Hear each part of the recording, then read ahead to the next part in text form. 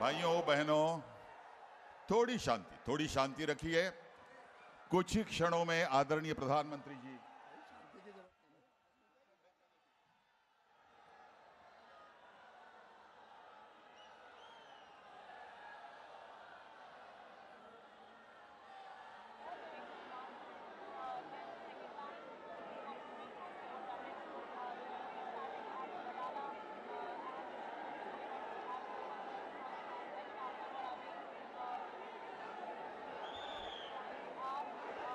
प्रधानमंत्री जी का आगमन होने के पश्चात आपका ये उत्साह और अच्छा लगेगा।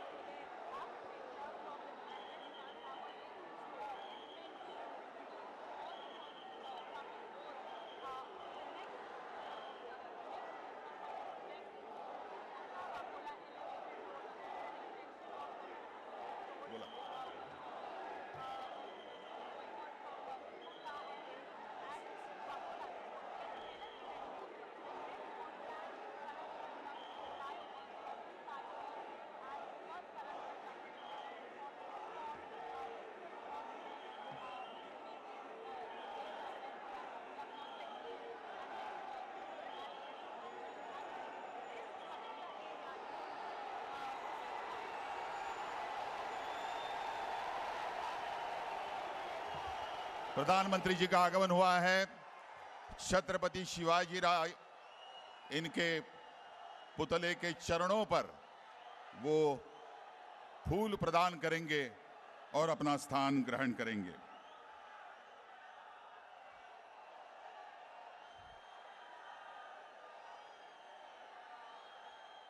तालियों की गूंज के साथ हम प्रधानमंत्री का स्वागत करेंगे जी।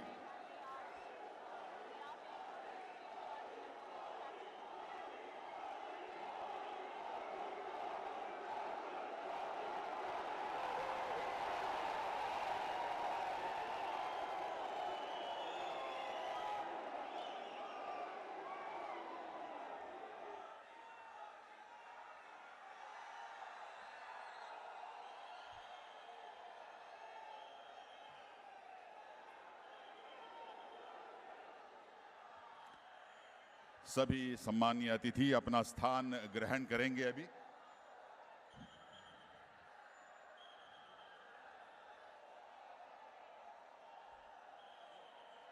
भाइयों और बहनों, मैं आदरणीय मुख्यमंत्री जी से विनती करता हूं कि वो आदरणीय प्रधानमंत्री जी का पुष्पगुच्छ देकर स्वागत करें।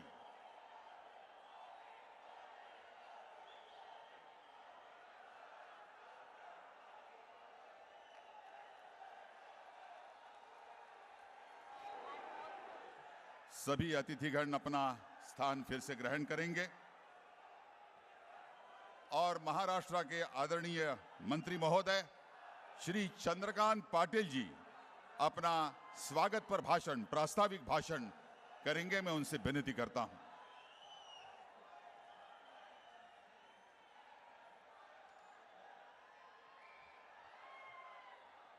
आज पूरे भारतवर्ष में सारे देशवासी एक गौरवशाली क्षण अनुभव कर रहे हैं।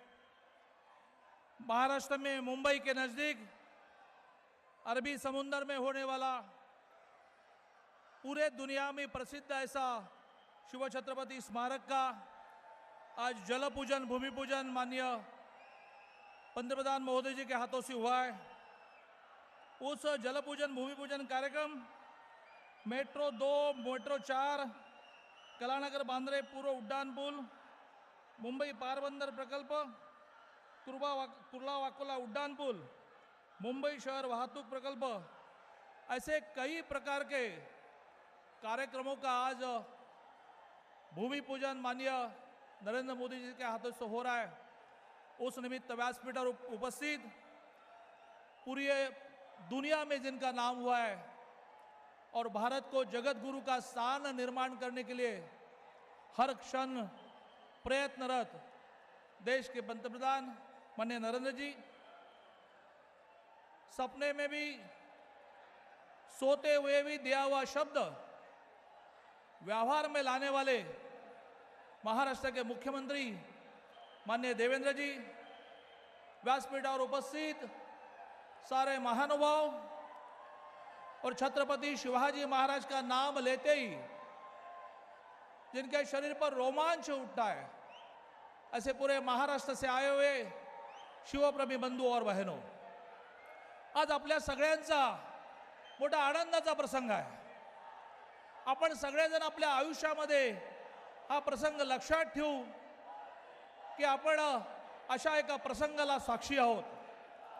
अरबी समुद्रातलं छत्रपती शिवाजी महाराजांचं स्मारक आपल्या सगळ्यांचा आनंदाचा आणि अभिमानाचा विषय आहे। छत्रपती शिवाजी महाराज एक असे राजे होऊन गेले की ज्या राजाने या देशामध्ये आपल्या देशाची परंपरा जागृत ठेवली। आज आपण सगळे जे आहोत, आज आपल्या देशाचं जे अस्तित्व आहे ते माननीय छत्रपती शिवाजी महाराजांमुळे। त्या छत्रपती शिवाजी महाराजांनी केवळ भूमी पादाक्रांत केली असं नाही, तर समुद्रही पादाक्रांत केला। अरबी समुद्रामध्ये पोर्तुगीजांचं राज्य होतं। अरबी समुद्रामध्ये कुठलाही व्यापार करताना पोर्तुगीजांची परवानगी घ्यावी लागायची, परंतु छत्रपती शिवाजी महाराजांनी अरबी समुद्रावर आक्रमण करून अरबी समुद्र ताब्यात घेतला आणि पोर्तुगीजांना सुद्धा अनेक प्रकारच्या परवानग्यांसाठी छत्रपती शिवाजी महाराजांची परवानगी घ्यावी लागली। अरबी समुद्रामध्येच इंग्रजांशी झालेल्या युद्धामध्ये छत्रपती शिवाजी महाराजांचा विजय झाला आणि त्यामुळेच अरबी समुद्रामध्ये छत्रपती शिवाजी महाराजांचं स्मारक व्हावं याला संदर्भ आहे। एक प्रचंड मोठं स्मारक अरबी समुद्रामध्ये व्हायचं आहे। गेले अनेक वर्ष अनेक राज्यकर्त्यांनी, माझी सगळ्यांना विनंती आहे, आपापल्या ठिकाणी शांतपणे बसा। छत्रपती शिवाजी महाराज की जय भवानी, जय भवानी। जे छत्रपतींचे मावळे असतील ते जागेवर बसतील, जे छत्रपतींचे मावळे असतील त्यातला एकही जण या ठिकाणी हलणार नाही।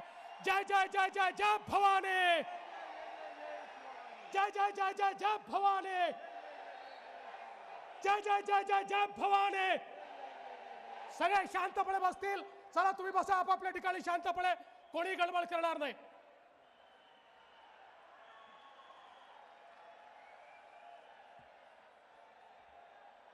त्यामुळे जमिनीच्या बरोबरीने अरबी समुद्रावर ज्यांनी राज्य केलं त्या छत्रपती शिवाजी महाराजांचं स्मारक अरबी समुद्रामध्ये व्हावं हे आपल्या सगळ्यांचं स्वप्न होतं आणि त्यामुळे हा स्वप्नपूर्तीचा क्षण आहे।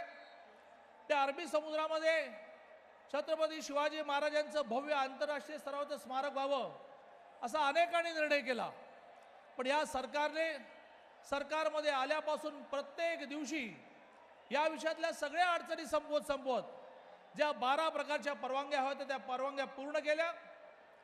याचा डिटेल प्रोजेक्ट रिपोर्ट पूर्ण केला, याचं टेंडर तयार झालं, याचं टेंडर निघालं। पुढच्या महिन्यामध्ये 13 जानेवारीला याचं टेंडर ओपन होईल, वर्क ऑर्डर निघेल आणि छत्रपती शिवाजी महाराजांच्या भव्य स्मारकाची सुरुवात होईल। 3400 कोटी रुपयाच्या ह्या स्मारकाचा पहिला टप्पा 2300 कोटीचा सुरू होत आहे आणि आपल्या सगळ्यांचं भाग्य आपल्या देशाचे पंतप्रधान ज्यांनी या देशाला संपूर्ण जगामध्ये क्रमांक 1चं स्थान मिळावं यासाठी प्रयत्न चालवला आहे। 5000 वर्षापूर्वी जी देशाची स्थिती होती या देशातून सोन्याचा धूर निघायचा, हा देश जगद्गुरू होता, ती पुन्हा एकदा स्थिती ह्या देशाची आणण्यासाठी प्रयत्न करणारे माननीय पंतप्रधान महोदय अशा ऐतिहासिक प्रसंगी आपल्याला जलपूजन भूमिपूजनासाठी मिळाले आहेत. आपण सगळ्यांनी आता ह्या ठिकाणी स्क्रीनवर पाहिलं असेल, जे अरबी समुद्रामध्ये हे स्मारक व्हायचं आहे त्या ठिकाणी जलपूजन भूमिपूजनाचा कार्यक्रम सगळे या ठिकाणी पोहोचलेले आहेत. आणि मोठ्या प्रमाणावर होणाऱ्या या शिवस्मारकामधून आगामी पिढ्यांना स्फूर्ती मिळणार आहे, प्रेरणा मिळणार आहे. हे नावच असं आहे की जे नाव घेतल्या घेतल्या अंगावर रोमांच उभे राहतात. गेल्या आठवडाभर महाराष्ट्रातला उत्साह आम्ही अनुभवतोय. गावोगावच्या नद्यांचं पाणी, गावोगावच्या गडकिल्ल्यांची माती आणण्यासाठी मोठी लगबग लोकांची सुरू होती. गावोगाव मिरवणुका निघाल्या. असं छत्रपती शिवाजी महाराजांचं नाव निघालं तर जे स्फुरण चढतं, अशा शिवाजी महाराजांचं त्यांचा संपूर्ण 350 वर्षापूर्वीचा इतिहास जिवंत करणारा हा शिवस्मारकाचा भव्य उपक्रम होणार आहे.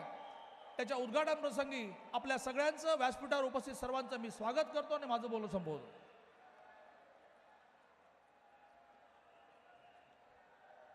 अब इसके पश्चात मैं आदरणीय केंद्रीय रेल मंत्री श्री सुरेश प्रभु इन्हें अपने विचार आपके सामने प्रस्तुत करने की विनती करता हूं.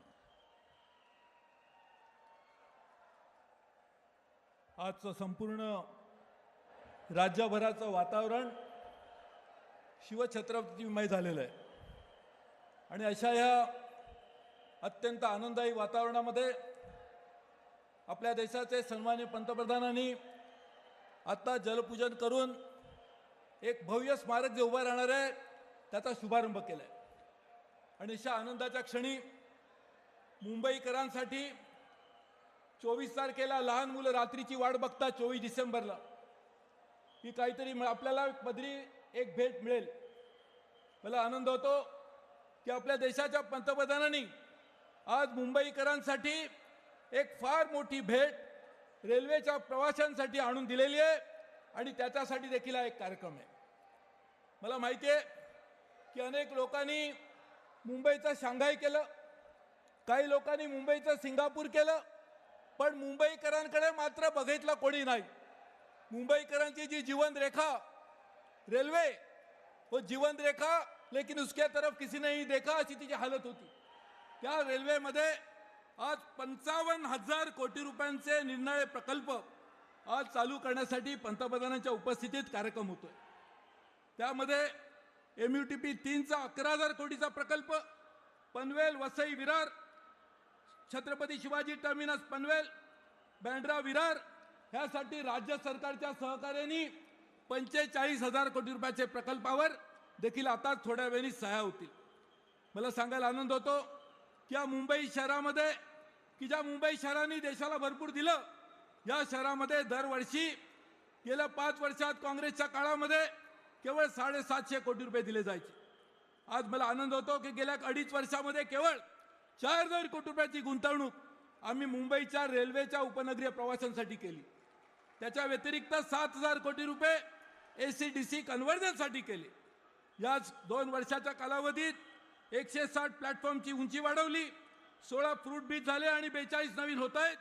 एस्केलेटर कधी बघितले नव्हते, फक्त एअरपोर्टला बघायला मिळायचे, ते 37 एस्केलेटर झाले आणि 65 एस्केलेटरचं काम सुरू आहे. 54 लिफ्ट या उपनगरीय प्रवाशांसाठी आपण दिल्या. 36 स्टेशनचं सुशोभीकरण झालं. आणि आज मला सांगायला आनंद होतो की राज्याचे मुख्यमंत्र्यांनी आम्ही ठरवले की इकडच्या सर्व उपनगरीय रेल्वेच्या स्थानकांचा पुनर्विकास देखील आम्ही करणार आहोत. त्याचबरोबर मुंबई ठाण्यासारख्या अनेक ठिकाणी निम्न दर्जाच्या रेल्वेच्या सुखसोयी दिल्या जातील आणि या सर्व सुखसोयींचा शुभारंभ आज आता सन्माननीय पंतप्रधानांच्या उपस्थितीत होणार आहे. त्याचबरोबर मला सांगायला आनंद होतो की केवळ मुंबईसाठी नाही तर जी पंतप्रधानांची कल्पना आहे कोऑपरेटिव्ह फेडरलिझम, की ज्यामध्ये राज्य आणि केंद्र सरकारने टीम इंडिया मिळून काम केलं पाहिजे, याच भावनेतून राज्य सरकारने आणि आम्ही एक करार केलाय आणि त्यामधून 22,000 कोटी रुपयांचे प्रकल्प की जे अहमदनगर, बीड, परळी, वर्धा, यवतमाळ, नांदेड, पुणे, नाशिक, मनमाड, धुळे, इंदोर, बारामती, लोणाड, कोल्हापूर, वैभववाडी, वडासा, गडचिरोली, नागपूर, नागभीड, गडचंदूर, आदिलाबाद असे अनेक प्रकल्प आणि शिवाय वर्धा ते नागपूर जे महात्मा गांधींच्या पासून आपण इथे जोडणार आहोत।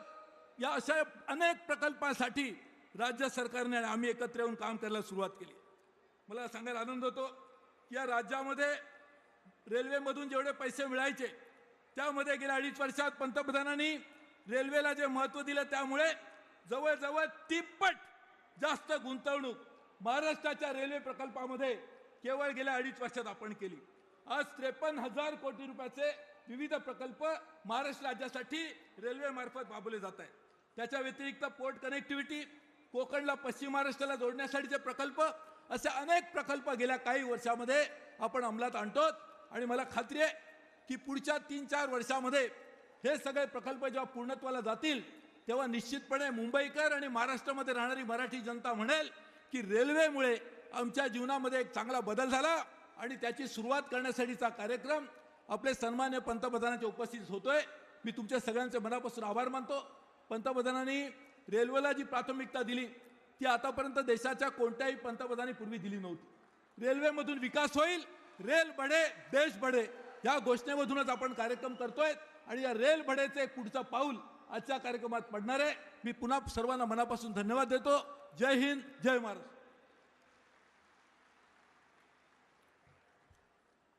इसके पश्चात मैं आदरणीय केंद्रीय मंत्री श्री नितिन गडकरी जी से अपने विचार प्रस्तुत करने की विनती करता हूं। श्री नितिन गडकरी।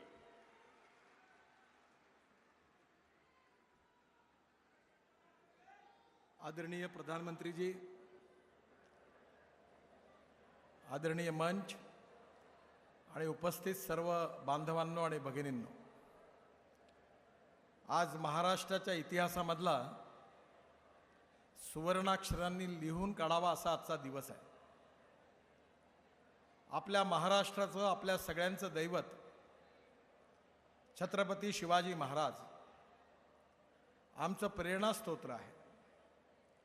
आमच्या सगळ्यांच्या हृदयामध्ये आपल्या मातापितांइतकाच आदर छत्रपतींच्या बद्दल आहे। पण ज्या प्रकाराने आपण सगळेजण शिवभक्त आहोत तितकेच परम शिवभक्त आपले आदरणीय प्रधानमंत्री नरेंद्र मोदीजी आहे, या गोष्टीचा देखील मला अभिमान आहे। छत्रपती शिवाजी महाराजांचा इतिहास, त्यांची विरासत, त्यांचा आदर्श राज्य याला आपण शिवशाही म्हणतो। शिवसेना प्रमुख बाळासाहेब ठाकरे ज्यावेळी महाराष्ट्रामध्ये आपलं राज्य होतं तेव्हा बाळासाहेब आम्हाला नेहमी सांगायचे की महाराष्ट्रामध्ये छत्रपती शिवाजी महाराजांच्या आदर्शावर असणारी शिवशाही स्थापन झाली पाहिजे। आणि मला या गोष्टीचा अभिमान आहे की प्रधानमंत्री नरेंद्र मोदींच्या नेतृत्वाखाली देखील भारतामध्ये शिवशाही स्थापन करावी हेच प्रधानमंत्र्यांचं स्वप्न आहे। यशवंत, कीर्तिवंत, वरदवंत, सामर्थ्यवंत, जाणता राजा, निश्चयाचा महामेरू, बहुत जनासी आधारू, अखंड स्थितीचा निधारू, श्रीमंत योगी, असं ज्यांचं वर्णन केलेलं आहे त्या छत्रपती शिवाजी महाराजांचं भव्य स्मारक आपल्या अरबी समुद्रामध्ये व्हावं असं अनेक वर्षापासून सुरू होतं। मी महाराष्ट्राच्या विधानमंडळामध्ये 18 वर्ष होतो। मागच्या 15 वर्षापासून दरवर्षी बजेटमध्ये घोषणा व्हायची, पण स्मारकाच्या कामाला सुरुवात होत नव्हती। परंतु मला आनंद आहे की देवेंद्र फडणवीस महाराष्ट्राचे मुख्यमंत्री झाल्यानंतर महाराष्ट्र शासनाने याचा पाठपुरावा केला आणि आज प्रधानमंत्र्यांच्या हस्ते करोडो रुपये खर्च करून संपूर्ण देशाच्या शिवभक्तांना एक अभिमान, एक प्रेरणा देणारा अशा भव्य स्मारकाचा भूमिपूजन माननीय प्रधानमंत्र्यांच्या हस्ते झालं आणि म्हणूनच हा सुवर्णाक्षराने लिहिणारा दिवस आहे असं मी म्हटलं। मी माननीय मुख्यमंत्री देवेंद्र फडणवीस आणि महाराष्ट्र सरकारला मनापासून धन्यवाद देतो। अतिशय आनंदाची आणि अभिमानाची गोष्ट आहे की छत्रपतींचं संपूर्ण जगाला आकर्षण ठरेल असं अरबी समुद्रामध्ये अतिशय भव्य असं स्मारक ज्याचं नियोजन महाराष्ट्र सरकारने केलेलं आहे आणि जानेवारीमध्ये त्याच्या कामाला सुरुवात होते आहे, ही निश्चितपणे शिवभक्तांकरता आनंदाची आणि अभिमानाची गोष्ट आहे. मी अतिशय मनापासून मुख्यमंत्र्यांना आणि महाराष्ट्र सरकारला धन्यवाद देतो. त्याचबरोबर माननीय नरेंद्र मोदीजींनी हे आव्हान स्वीकारलेलं आहे की 21व्या शतकातलं राजकारण हे politics for progress and development आहे. आम्हाला देशामध्ये विकासाचं राजकारण करायचं आहे, भारताला समृद्ध, संपन्न, शक्तिशाली बनवायचं आहे आणि खऱ्या अर्थाने शिवशाही आपल्या देशात आणायची आहे. हे संकल्प आणि मिशन ठरवून त्यांनी हा निर्धार केलेला आहे की आपल्या देशाला भय, भूक, आतंक, भ्रष्टाचार, कालाधन या सगळ्यापासून मुक्त करून सुखी, समृद्ध, संपन्न, शक्तिशाली असा एक हिंदुस्थान निर्माण करायचा आहे. हे स्वप्न माननीय प्रधानमंत्र्यांनी उराशी बाळगलेलं आहे. मला विश्वास आहे की छत्रपती शिवाजी महाराजांचा आशीर्वाद, त्यांचा आदर्श, त्यांची शिवशाहीची संकल्पना माननीय प्रधानमंत्री प्रत्यक्षात उतरवल्याशिवाय राहणार नाही असा दृढ विश्वास देशातल्या सगळ्या शिवभक्तांच्या मनामध्ये आहे आणि हे सांगताना मला अतिशय अभिमान वाटत आहे. आज या ठिकाणी माननीय व्यंकय्या नायडू यांच्या अर्बन डिपार्टमेंट आणि महाराष्ट्र सरकारच्या सहकार्याने माननीय मोदीजींनी इन्फ्रास्ट्रक्चरला सगळ्यात जास्त प्राथमिकता दिलेली आहे. आता सुरेश प्रभूंनी पण सांगितलेलं आहे की मुंबई बदलत आहेत. रेल्वेचे अनेक प्रकल्प त्यांनी घेतलेले आहेत. रस्त्याच्या प्रकल्पाबद्दल मी वेळ घेणार नाही, परंतु महाराष्ट्रामध्ये 3 लाख कोटी रुपयापेक्षा जास्त रस्ते आम्ही महाराष्ट्रात 5 वर्षात माननीय मोदींच्या नेतृत्वाखाली बांधल्याशिवाय राहणार नाही, एवढंच या ठिकाणी मी सांगतो. मला आज विशेष रूपाने मुख्यमंत्र्यांना आणि प्रधानमंत्र्यांना आणि व्यंकय्याजींना धन्यवाद द्यायचा आहे की मुंबईच्या लोकलमधून प्रवास करणं अतिशय कठीण आहे, अडचणीचं आहे, अतिशय त्रासाचं आहे. परंतु हजारो करोड रुपये खर्च करून या मुंबईच्या चाकरमान्यांना, सामान्य लोकांना आपण मेट्रोच्या कार्याची सुरुवात करत आहात. याबद्दल महाराष्ट्राच्या आणि मुंबईच्या जनतेच्या वतीने आणि महाराष्ट्राचा प्रतिनिधी म्हणून मी आपल्याला अतिशय धन्यवाद देतो, आपलं अभिनंदन करतो, आपल्याला शुभेच्छा देतो आणि पुन्हा एकदा प्रधानमंत्र्यांचं, मुख्यमंत्र्यांचं विशेष रूपाने अभिनंदन करून महाराष्ट्रातली जनता खऱ्या अर्थाने आज कृतार्थ झालेली आहे की आमचे प्रेरणा स्तोत्र छत्रपती शिवाजी महाराज यांचा खऱ्या अर्थाने गौरव वाढवणारा अशा प्रकारचं भव्य स्मारक याचं भूमिपूजन आपण केलेलं आहे. मी अतिशय आनंदाने, अभिमानाने आपल्याला मानाचा मुजरा करतो आणि माझं भाषण संपवतो. धन्यवाद. भारत माता की.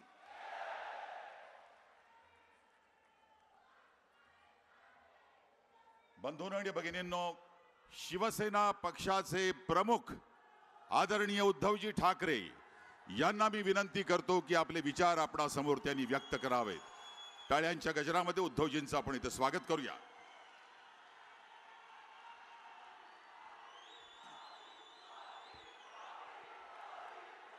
हिंदुस्थानचे पंतप्रधान माननीय मोदीजी,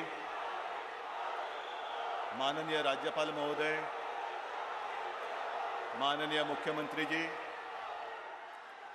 व्यासपीठावरील सर्व मान्यवर आणि जमलेल्या माझ्या तमाम हिंदू बांधवांनो, भगिनींनो आणि मातांनो, आज मी इथे शिवरायाला वंदन करायला आलेलो आहे. कारण सुरेशजी, तुम्ही सांगितलं ती गोष्ट खरीच आहे की आज 24 डिसेंबर म्हटल्यानंतर जसं नाताळबाबाच्या पोतडीतून एक एक काही गोष्टी निघतात, तशी नाताळबाबाची पोतडी एक. पण आज मुंबईकरांसाठी केंद्र सरकारकडनं आणि महाराष्ट्र सरकारकडनं ज्या काही विकासाच्या गोष्टी जाहीर होणार आहेत त्याबद्दल त्यांनाही मी धन्यवाद देतोय. शिवरायाचं स्मारक बांधणं हे येरागबाळ्याचं काम नाही. कारण शिवराय हे केवळ छत्रपती, केवळ महाराज केवळ राज्यकर्ते नव्हते, तर ते तमाम हिंदू जनतेचे आणि महाराष्ट्राचं दैवत होते नव्हे आहेत. आणि मला असं वाटतं इतिहासामध्ये एकमेव व्यक्ती हे एकमेव दैवत असं असेल की राजे छत्रपती राज्यकर्ते अनेक होतात, पण ती इतिहास जमा होतात, काळाच्या उद्रामध्ये गडप होऊन जातात. पण छत्रपती शिवाजी महाराज आज सुद्धा असं वाटतं की आज सुद्धा ते आपल्यामध्ये आहेत. आणि छत्रपती शिवाजी महाराज की जय बोलल्यानंतर मुर्दाच काय दगड सुद्धा उठून उभा राहील एवढी ताकद हे एकमेव त्या छत्रपतीच्या नावामध्ये आहे. आणि हे स्मारक केवळ स्मारक असणार नाही. काही वर्षांपूर्वी एक वाद झाला होता की भवानी तलवार, मला वाटतं आपल्या अंतुले साहेब आणणार होते तेव्हा लंडनमधून भवानी तलवार. आपण सगळे लहान होतो तेव्हा. आता भवानी तलवार खरंच ती भवानी तलवार आहे का, ती एकमेव तलवार महाराजांकडे होती का, हा भाग वेगळा, हा प्रश्न विचारायचा नाही. पण प्रश्न हा आहे की ती भवानी तलवार आपल्याला पेलवणार आहे का. ज्या भवानी तलवारीने स्वराज्यावरती चालून येणाऱ्या दुश्मनाची खांडोळी केली, त्यातला पराक्रम जो काही आहे तो पराक्रम आपल्याला झेपणार आहे का, आपल्याला पेलवणार आहे काय, मग आपण भवानी तलवार आणण्याच्या गोष्टी केल्या पाहिजेत. आज मी गेलो होतो ते सगळं बघितलं. ते स्मारक बांधणं म्हणजे देवेंद्रजी खरंच त्या काळामध्ये जसा सिंधुदुर्ग बांधला असेल तसं हे स्मारक बांधण्यासारखं आहे. आणि हे महाराजांचं वैशिष्ट्य. आज आपण 21व्या शतकाकडे चाललोय, आणखीन पुढे जाऊ, त्याच्याही पुढे जाऊ. पण 400 वर्षापूर्वी तंत्रज्ञान कोणतं होतं, आर्किटेक्ट कोण होते, आणि असा एखाद्या खडकावरती सिंधुदुर्ग सारखा बेलाग किल्ला बांधायचा हे काही साध्या सुध्या माणसाचं काम नव्हतं. ते आमच्या दैवताने दाखवलं करून. आणि मगाशी देवेंद्रजी मी आपल्याला सांगत होतो त्या सिंधुदुर्गामध्ये विजयदुर्ग आहे. त्या विजयदुर्गाचं वैशिष्ट्य असं की तेव्हा कोणी शत्रू आरमार घेऊन आला, बोटी घेऊन आला की एका ठराविक अंतरावर आल्यानंतर त्या बोटी फुटत होत्या. अनेकांना वाटायचं इकडे काय भुताटकी आहे की काय, पण अभ्यास केल्यानंतर कळलं की भुताटकी वगैरे नाही, तर त्या किल्ला अशा ठिकाणी बांधला होता की त्या पाण्याखाली बरोबर एक दगडाची भिंत अशी कोणी बांधली असेल किंवा नैसर्गिक असेल कल्पना नाही, पण तिचा आधार घेऊन असा किल्ला बांधला की त्या किल्ल्यापर्यंत शत्रूचा आरमार कधी येऊ शकत नव्हतं. हे त्यावेळेला सगळं तंत्रज्ञान, ही बुद्धिमत्ता आपल्याला शिवरायाने दिलेली आहे. आणि जसे आज आपण स्मारक उभं करतो आहोत, तशीच मी आज माननीय पंतप्रधानांना विनंती करतोय की मोदीजी एक ही काम आप करिए कृपा कर. आमच्या महाराजांचे गड किल्ले जे दिल्लीच्या पुरातत्व खात्याच्या वेड्यामध्ये आहेत ते आम्हाला मोकळे करून द्या. कारण किल्ले महाराष्ट्राचे, किल्ले महाराजांचे, आणि तिकडे जरा काही करायचं म्हटलं तर दिल्लीमध्ये जावं लागतं पुरातत्व खात्यामध्ये. द्या ना, आमच्या खात्यामध्ये द्या, आमचं सरकार आहे, मजबूत आहे, देवेंद्रजी बसलेत, आम्ही सोबत आहोत, करतो, चांगली त्याची निगा राखतो. आणखीन एक गोष्ट अशी की जसं आज आपण मुंबईकरांसाठी या रेल्वेच्या आणि आणखीन काही घोषणा करतो आहोत, तसंच मुंबईकरांसाठी 2 जी स्वप्न आम्ही बघितलेली आहेत ते म्हणजे एक सागरी महामार्ग, कोस्टल रोड. प्रभूसाहेब, तो कोस्टल रोड झाल्यानंतर थेट गोराईपासून नरिमन पॉईंटपर्यंत तिथून जे आमचे नागरिक निघतील ते सरळ तिथे जातील. त्याला मुंबईच्या ट्रॅफिक जाममध्ये अडकायची आवश्यकताच लागणार नाही. आहे अंतिम टप्प्यात आलेला आहे. मला वाटतं पर्यावरण खात्याची मंजुरी बाकी आहे.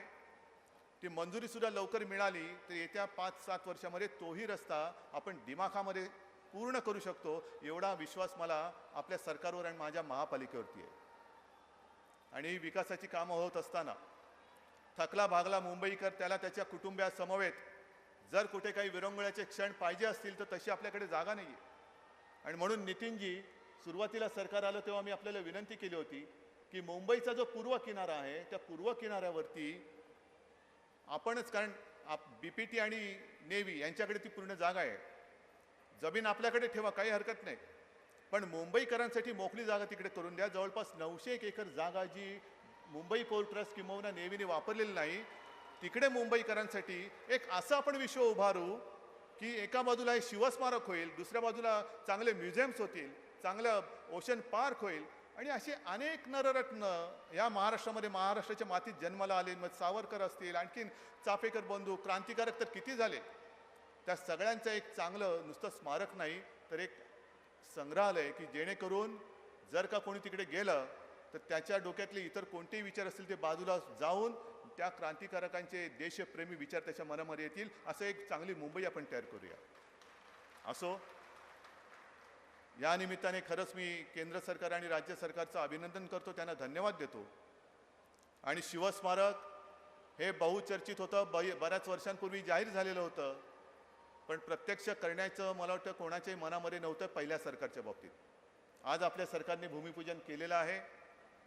मी शिवचरणी हीच प्रार्थना करतो की लवकरात लवकर हे केवळ महाराष्ट्रालाच नव्हे तर संपूर्ण जगाला प्रेरणादायी ठरेल असं स्मारक अप्रतिम अशा स्वरूपामध्ये साकारलं जावं, याच माझ्या शुभेच्छा.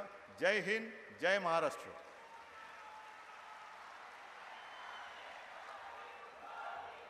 अब मैं आदरणीय मुख्यमंत्री महाराष्ट्र के श्री देवेंद्र फडणवीस जी से अपने विचार आपके सामने प्रस्तुत करने की विनती करता हूं. श्री देवेंद्र फडणवीस.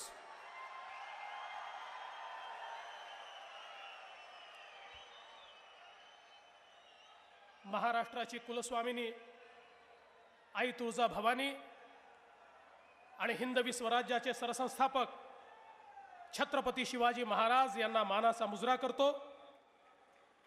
या ठिकाणी मंचावर उपस्थित आपल्या देशाचे लाडके पंतप्रधान आदरणीय नरेंद्र मोदीजी, माननीय राज्यपालजी, शिवसेना पक्षप्रमुख आदरणीय उद्धव ठाकरेजी, माननीय नितीन गडकरीजी, व्यंकय्या नायडूजी, सुरेश प्रभूजी, या कार्यक्रमामध्ये विशेषत्वाने आमच्यामध्ये उपस्थित असलेले छत्रपती शिवाजी महाराजांचे वंशज असलेले आदरणीय खासदार उदयनराजे भोसलेजी, त्याचप्रमाणे छत्रपती शिवाजी महाराजांचे वंशज असलेले आणि छत्रपती शाहू महाराजांचा विचाराचा वारसा चालवणारे आदरणीय खासदार संभाजीराजे भोसले, सन्माननीय केंद्रीय मंत्री पियुष गोयलजी, सुभाष भामरेजी, रामदास आठवलेजी, आमचे सहकारी सुभाष देसाईजी, चंद्रकांत दादा पाटीलजी, विनोद तावडेजी, एकनाथ शिंदेजी, प्रकाश मेहताजी, प्रवीण पोटेजी, रणजित पाटीलजी, आमचे अध्यक्ष रावसाहेब पाटील दानवे, या समितीचे अध्यक्ष विनायकराव मेटे, सन्माननीय महापौर आणि या ठिकाणी मंचावर उपस्थित सर्व सन्माननीय अतिथीगण, उपस्थित बंधू आणि भगिनींनो, विशेषत्वाने आज या सोहळ्याकरता महाराष्ट्रातल्या राजघराण्यातील सर्व मंडळी या ठिकाणी उपस्थित आहे, त्या सगळ्यांना मी या ठिकाणी नमस्कार करतो. बंधू भगिनींनो, एक अतिशय महत्त्वाचा योग खऱ्या अर्थानं आजपासनं 352 वर्षापूर्वी याच मार्गशीर्ष महिन्यामध्ये मालवण जवळ कुर्टे बेटावर महाराजांनी सिंधुदुर्ग किल्ल्याच्या उभारणीसाठी जलपूजन केलं होतं आणि आज या ठिकाणी महाराजांचे सेवक म्हणून आम्ही महाराजांचं स्मारक तयार करण्याकरता आज माननीय मोदीजींच्या हस्ते या ठिकाणी जलपूजन केलेलं आहे, भूमिपूजन केलं आहे. बंधू भगिनींनो, छत्रपतींचा आशीर्वाद आम्ही मागितला आणि मोदीजींवर विश्वास ठेवून छत्रपतींचा आशीर्वाद तुम्ही सर्वांनी आम्हाला दिला आणि म्हणूनच या ठिकाणी सत्तेवर आम्ही येऊ शकलो. आणि सत्तेवर आल्यानंतर आम्ही सांगितलं आम्ही तर छत्रपतींचे सेवक आहोत आणि म्हणून छत्रपतींचं अरबी समुद्रामध्ये एक असं स्मारक की जे स्मारक या देशाला खऱ्या अर्थानं एक नवीन त्या ठिकाणी अस्मिता निर्माण करेल अशा प्रकारचं स्मारक तयार करायचं आम्ही ठरवलं. बंधू भगिनींनो, हे कसं स्मारक आहे जे जगातलं सगळ्यात उंच स्मारक असणार आहे, कारण आमचे राजे हे जगात सगळ्यात उंच होते आणि म्हणून हे स्मारक आहे जगातलं सगळ्यात उंच स्मारक आम्ही करणार आहोत.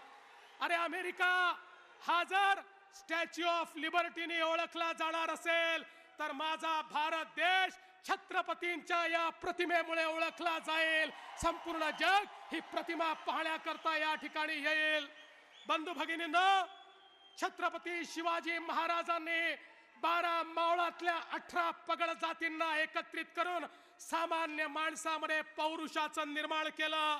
त्यांच्यातल्या वीरतेला शौर्याला आव्हान केलं आणि ते मुठभर मावळे अशा प्रकारे या देशाच्या स्वातंत्र्याकरता मुघलांवर तुटून पडले की या ठिकाणी स्वराज्याची निर्मिती झाली. आज छत्रपतींचे सेवक म्हणून त्यांच्याच या संपूर्ण कार्यप्रणालीप्रमाणे या महाराष्ट्रातला जो सामान्य माणूस आहे, महाराष्ट्रातले जे सर्व समाजाचे लोक आहेत, त्यांना एकत्रित घेऊन पुढे जाण्याचा संकल्प आज या स्मारकाच्या निमित्ताने मी करतोय.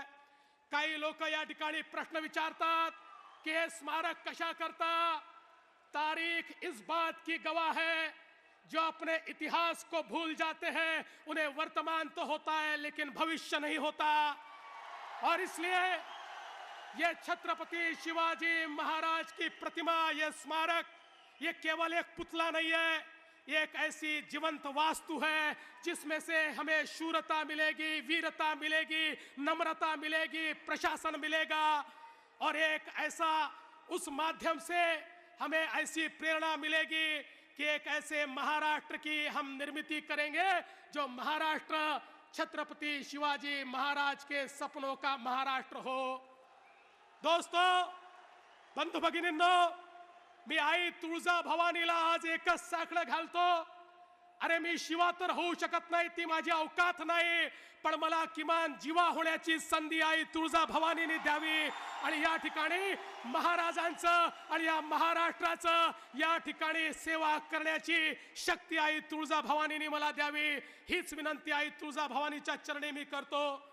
आणि इतकं सुंदर भव्य असं स्मारक करत असताना या स्मारकाच्या माध्यमातून प्रत्येक व्यक्तीला प्रेरणा मिळेल, प्रत्येक व्यक्तीला जीवनामध्ये काही ना काही करण्याची इच्छा होईल. आणि महाराजांच्या जीवनातल्या वेगवेगळ्या गोष्टीतनं आम्हाला देखील प्रशासनाची प्रेरणा मिळेल असा प्रयत्न आम्ही या माध्यमातून करतो. आज या निमित्ताने माननीय मोदी जी, मी आपलं अभिनंदन करतो. 15 साल से सारे तमाम दुनिया के शिव भक्त इस स्मारक की राह देख रहे थे. पिछली सरकार केवल इसके बारे में घोषणा करती थी लेकिन एक भी परमिशन नहीं ला पाई. मैं आपका आभार व्यक्त करना चाहता हूं, जावड़ेकर जी का आभार व्यक्त करना चाहता हूं. आपने 6 महीनों में सारी परमिशन हमको यहाँ पर दी और इसलिए यह स्मारक यहाँ पर हो रहा है. आज इसके साथ साथ हम लोग मुंबई और नवी मुंबई को जोड़ने वाली ट्रांस हार्बर लिंक का भी भूमि पूजन आपके हाथों से कर रहे हैं.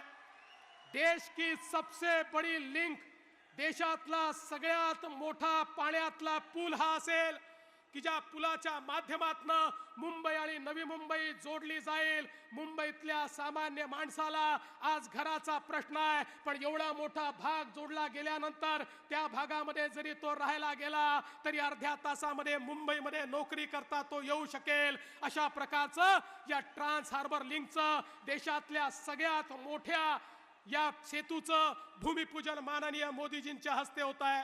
त्यासोबत मेट्रोच्या नेटवर्कचं भूमिपूजन या ठिकाणी होत है. मोदी जी, मैं आपको ये यहाँ पर बताना चाहता हूँ कि इस पूरी मुंबई में और मुंबई का जो विस्तारित क्षेत्र है जिसको हम MMRDA कहते हैं, इसमें 200 किलोमीटर मेट्रो का नेटवर्क हम खड़ा कर रहे हैं और उसमें से 130 किलोमीटर के कार्य की शुरुआत हमने की है.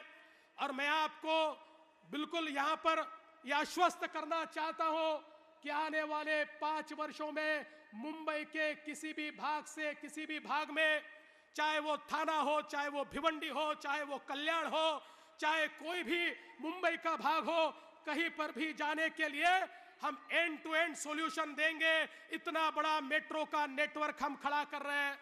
हमारी जो सबअर्बन रेलवे है, जो मुंबई की लाइफलाइन है, इस सबअर्बन रेलवे की कैरिंग कैपेसिटी 70 लाख है और 5 वर्षों में जो मेट्रो हम खड़ा करेंगे उसकी कैरिंग कैपेसिटी 90 लाख होगी.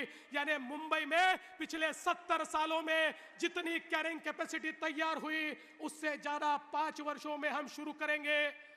हम लेकिन हमारे सुरेश प्रभु जी का भी मैं आभार व्यक्त करना चाहता हूं कि उन्होंने इस सबअर्बन रेलवे की कैपेसिटी को भी बढ़ाने का निर्णय किया. और आज जो MOU हम कर रहे हैं, MUTP 2 का काम हम शुरू करें, 3 का काम हम शुरू करेंगे और साथ में 2 elevated corridor Chhatrapati Shivaji Maharaj terminus से लेकर तो पनवेल तक, और यहाँ पर हमारा जो दूसरा चर्च गेट से लेकर विरार तक, ऐसे 2 एलिवेटेड कॉरिडोर हम तैयार करेंगे। और ये सारा करने के बाद मुंबई की रेलवे हो, मेट्रो हो, मोनो हो या बस हो, इन सबको हम एक सिंगल टिकट के ऊपर लाएंगे, ताकि किसी भी व्यक्ति को अब अपना खुद का वाहन इस्तेमाल ही न करना पड़े, सारे के सारे लोग पब्लिक ट्रान्सपोर्ट से ही ट्रॅव्हल कर पाए। आणि म्हणून आजच्या या क्षणी मी एवढंच सांगतो, मुंबई करता आजचा दिवस हा सुवर्ण अक्षराने लिहिण्याचा दिवस आहे। आम्ही मुंबई ही सामान्य माणसाकरता घडवतोय आणि छत्रपतींचा आशीर्वाद मिळाल्यानंतर आज छत्रपतींचा स्मारक या ठिकाणी ज्यावेळेस तयार होत आहे, ते स्मारक एका पूर्ण निश्चित वेळेमध्ये पूर्ण केल्यानंतर मला विश्वास आहे जगाच्या पाठीवर मुंबई पाहण्याकरता जगभरातनं लोक येतील आणि आमच्या शिवरायाला वंदन करतील। तो दिवस आपण सगळे लोक याची देही याची डोळा पाहू, एवढंच या ठिकाणी बोलतो। पुन्हा एकदा माननीय मोदीजींचे आभार मानतो आणि माझं बोलणं संपवतो। जय हिंद, जय महाराष्ट्र, छत्रपती शिवाजी महाराज की जय भवानी, जय जय जय जय जय भवानी, जय जय जय जय जय भवानी, भारत माता की।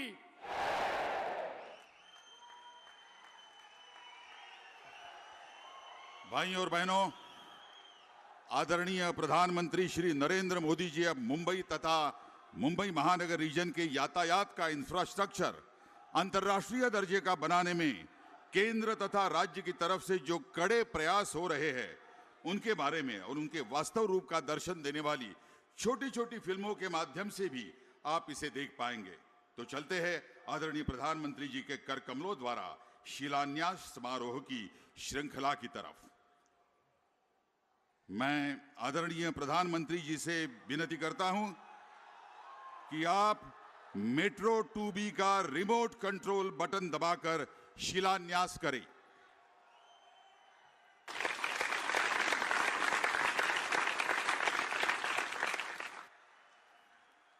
मैं आदरणीय प्रधानमंत्री जी से फिर एक बार विनती करता हूं कि मेट्रो 4 का रिमोट कंट्रोल बटन दबाकर आप शिलान्यास करें।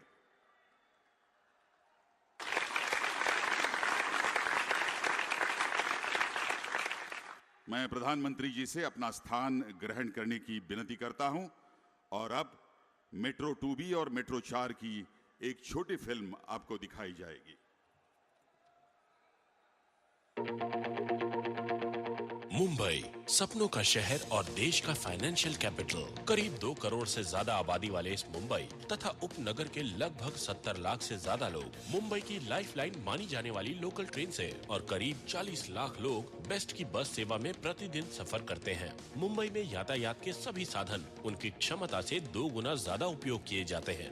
लोगों की इस समस्या को सुलझाने के लिए मुंबई महानगर प्रदेश विकास प्राधिकरण MMRDA ने चुनाव किया मेट्रो रेल नेटवर्क का, जो कि मुंबई को एक अत्याधुनिक शहर में बदल देगा। इसी को ध्यान में रखकर MMRDA ने मुंबई में मेट्रो रेल का मास्टर प्लान बनाया, जिसमें से पहली लाइन वर्सोवा से घाटकोपर के बीच 11.40 किलोमीटर अब पूरी तरह कार्यान्वित हो चुकी है और करीब 3 लाख से ज्यादा यात्री रोजाना इसका लाभ लेते हैं। दूसरी लाइन दहीसर से चारकोप होते हुए DN नगर तक लाइन 2A और DN नगर से BKC होते हुए मानखुर्द तक लाइन 2B रहेगी। लाइन 2B की कुल लंबाई 23 किलोमीटर होगी। तीसरी लाइन कुलाबा से अंधेरी के सिब्स तक 33 किलोमीटर भूमिगत होगी। चौथी लाइन में वडाला से लेकर घाटकोपर मुलुंड, ठाणे से होकर कासर वडावली तक 32 किलोमीटर मेट्रो दौड़ेगी। इसके अलावा लाइन 5 ठाणे से भिवंडी कल्याण तक, लाइन 6 स्वामी समर्थ नगर जोगेश्वरी से कांजूर मार्ग और लाइन 7 में दहीसर ईस्ट से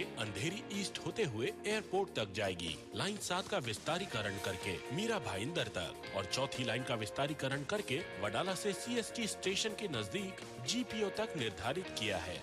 आज मुंबई में नॉर्थ साउथ कनेक्टिविटी उपलब्ध है, ईस्ट टू वेस्ट कनेक्टिविटी उपलब्ध नहीं है और मुंबई में ट्रैवल करने के लिए, रोड से ट्रैवल करने के लिए दहीसर से बांद्रा तक आने के लिए करीबन 2 घंटे लगते हैं, जो मेट्रो के कंप्लीट होते ही करीब 30 मिनट के अंदर दहीसर से बांद्रा और दहीसर से डीएन नगर तक हम पहुंच पाएंगे। यह मेट्रो नेटवर्क महत्वपूर्ण रेलवे स्टेशन जैसे Chhatrapati Shivaji terminus, Churchgate, Lokmanya Tilak terminus, BKC, अंतर्राष्ट्रीय तथा डोमेस्टिक एयरपोर्ट के साथ साथ कई महत्वपूर्ण व्यावसायिक स्थानों से जुड़ती है। सभी मेट्रो रेलवे का कार्य पूर्ण होने पर लगभग 200 किलोमीटर का नेटवर्क तैयार होगा, जिससे 70 लाख से अधिक यात्रियों को रोज इसका लाभ मिलेगा और जो उपनगरीय रेलवे से यात्रा करने वाले यात्रियों से अधिक होगा।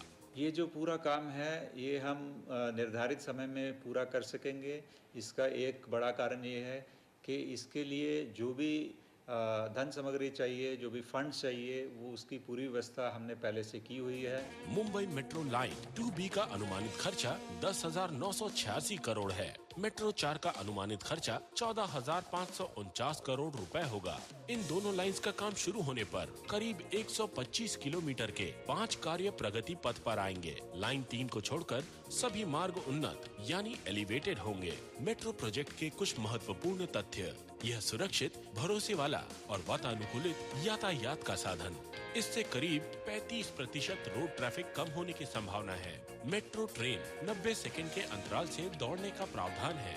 मेट्रो ट्रेन के औसतन परिचालन की गति 30 से 35 किलोमीटर प्रति घंटे होगी। 2 मंजिला स्टेशन में पहली मंजिल पर कॉन्कोर्स और दूसरी मंजिल पर प्लेटफॉर्म होंगे। कॉन्कोर्स लेवल पे ऑटोमेटिक फेयर कलेक्शन सिस्टम होंगे। दिव्यांगों के लिए लिफ्ट और एस्केलेटर का प्रावधान होगा। यह मेट्रो नेटवर्क न केवल मुंबई शहर और उपनगरों में पूर्व पश्चिम की कनेक्टिविटी उपलब्ध कराएगा, बल्कि मुंबई शहर को मीरा भाईंदर, ठाणे, भिवंडी और कल्याण जैसे नगरों से जोड़ने में मदद करेगा।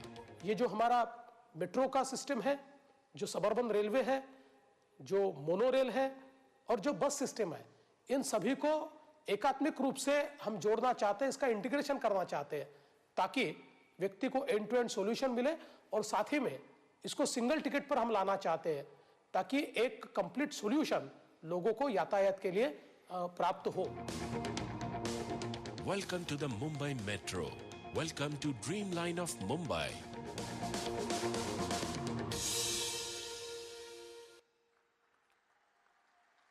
मैं आदरणीय प्रधानमंत्री जी से विनती करता हूं कि आप MTHL का रिमोट कंट्रोल बटन दबाकर उसका शिलान्यास कीजिए।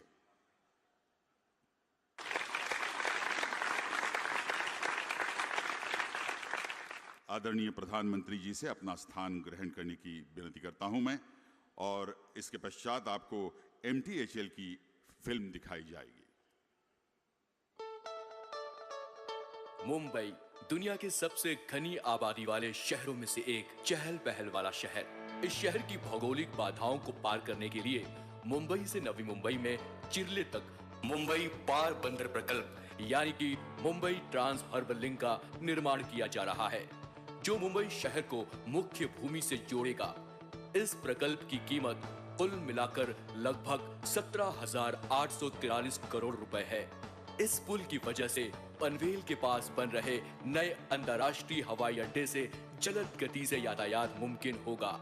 इसे भविष्य में मुंबई गोवा हाईवे और मुंबई पुणे एक्सप्रेसवे से जोड़ने का भी प्रस्ताव है।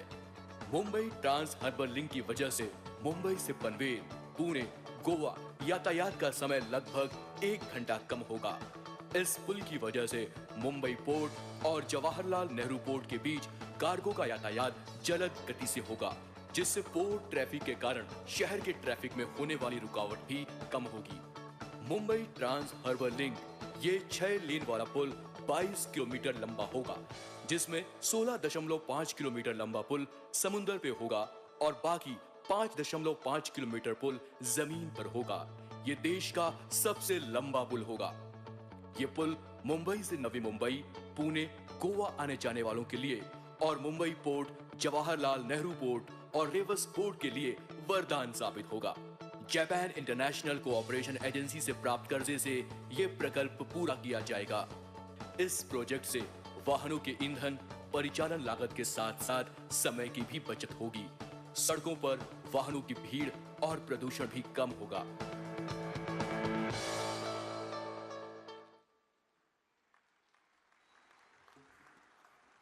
मैं आदरणीय प्रधानमंत्री जी से विनती करता हूं कि आप MUTP 3 का रिमोट कंट्रोल बटन दबाकर शिलान्यास कीजिए।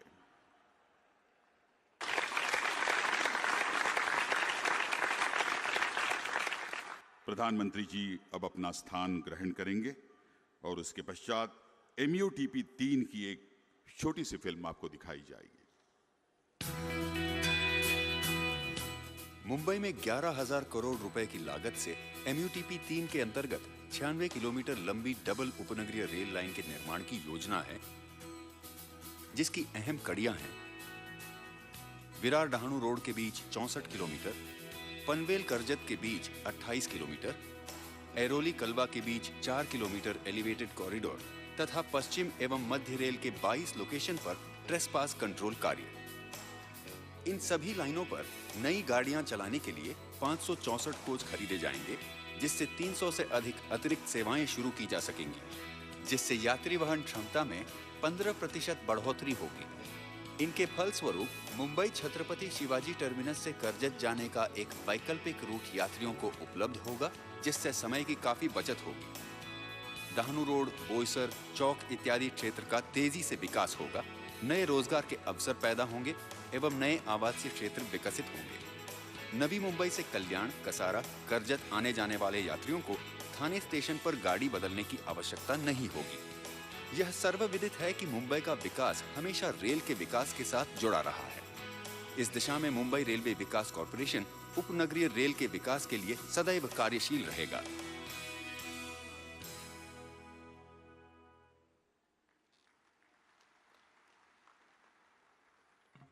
मैं आदरणीय प्रधानमंत्री जी से विनती करता हूं कि आप कुर्ला वकोला उन्नत मार्ग का रिमोट कंट्रोल बटन दबाकर शिलान्यास करें।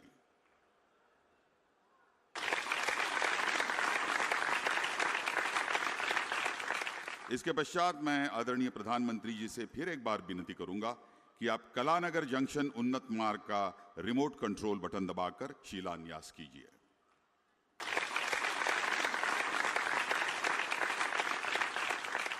आदरणीय प्रधानमंत्री जी अब अपना स्थान ग्रहण करेंगे और इसके पश्चात मैं आदरणीय महाराष्ट्र राज्य के मुख्यमंत्री और केंद्रीय रेल मंत्री जी से विनती करता हूं कि आप महाराष्ट्र में जो रेलवे प्रकल्प जो होने वाले हैं उसके बारे में MOU एक्सचेंज करें।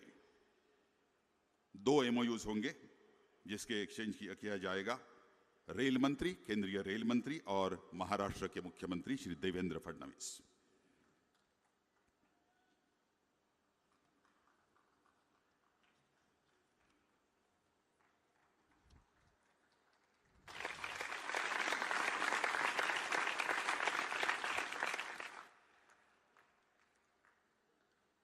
Thank you. दूसरा भी है MOU।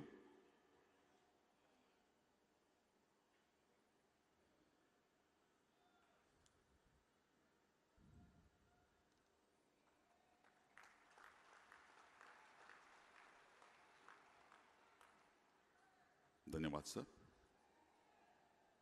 भाइयों बहनों, काल चक्र का महिमा देखिए। भारत माता के एक सुपुत्र भारत देश में सर्वोच्च पद पर विराजमान होकर भ्रष्टाचार का कड़वा विरोध और सुशासन का ध्यास और भारत को सारे दुनिया का भाग्य विधाता बनाने की आस मोदी जी के सामने है। कालचक्र मोदी जी के सामने झुका है और सारे यूनिवर्सल फोर्सेस उनके कदमों को छू रहे हैं।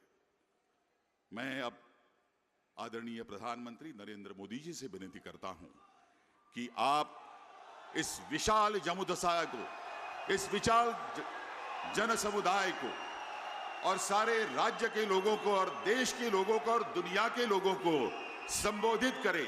तालियों की गूंज के साथ मोदी जी का स्वागत करें। आदरणीय मोदी जी।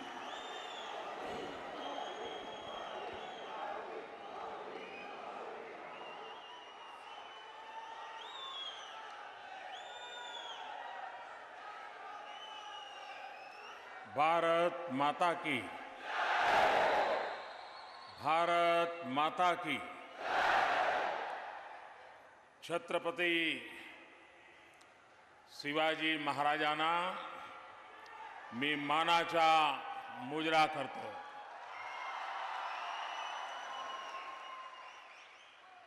मंचावर बसलेले राज्यपाल श्रीमान विद्यासागर राव, श्रीमान देवेंद्र फडणवीस, श्रीमान उद्धव ठाकरे जी, श्री वेंकैया नायडू जी, नितिन गडकरी जी, सुरेश प्रभु जी, पीयूष गोयल जी, सांसद छत्रपति संभाजी राजे जी, सांसद छत्रपति उदयन राजे जी, श्रीमान रामदास आठवले जी, श्री सुभाष भामरे जी, चंद्रकांत पाटिल जी, सुभाष देसाई जी, विनोद तावड़े जी, एकनाथ शिंदे जी, प्रकाश मेहता जी, श्रीमान प्रवीण पोटे पाटिल जी, श्रीमान मदन येरावर जी, डॉक्टर रंजीत पाटिल जी, श्रीमान विनायक मेटे जी, भारतीय जनता पार्टी अध्यक्ष श्रीमान राव साहब दानवे जी, श्रीमती स्नेहल अंबेकर जी, संजय मोरे जी, श्रीमान A.K. मित्तल जी, मंच पर विराजमान सभी वरिष्ठ महानुभाव और विशाल संख्या में पधारे हुए मेरे प्यारे भाइयों और बहनों,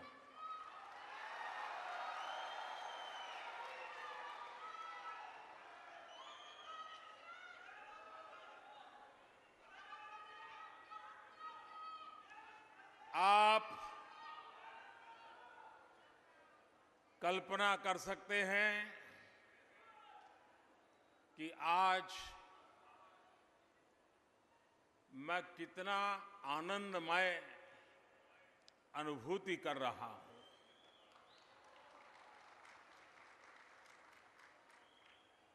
जब भारतीय जनता पार्टी ने 2014 के चुनाव के लिए मुझे जिम्मेवारी दी, तो मैं पहले रायगढ़ के किले पर आया.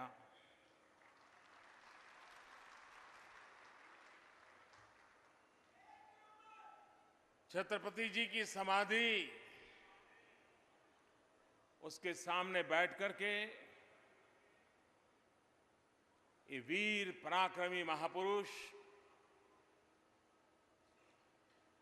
जिन्होंने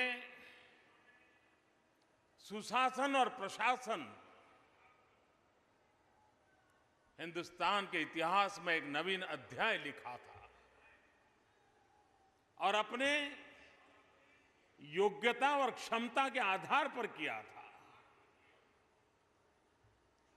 और संकटों के बीच किया था, संघर्षमय जीवन के रहते हुए किया था. शायद इतिहास में, विश्व के इतिहास में ऐसा व्यक्तित्व असंभव है कि जिसने लगातार संघर्ष के बीच में सुशासन की उत्तम परंपरा को मजबूत बनाया हो, आगे बढ़ाया हो.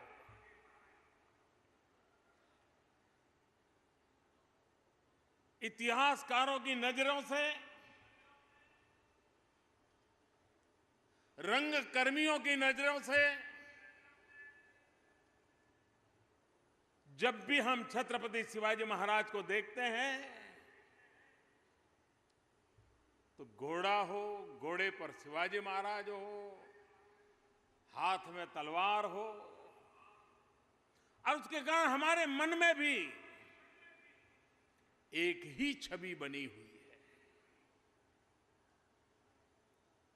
छत्रपति शिवाजी महाराज का व्यक्तित्व बहुआयामी था.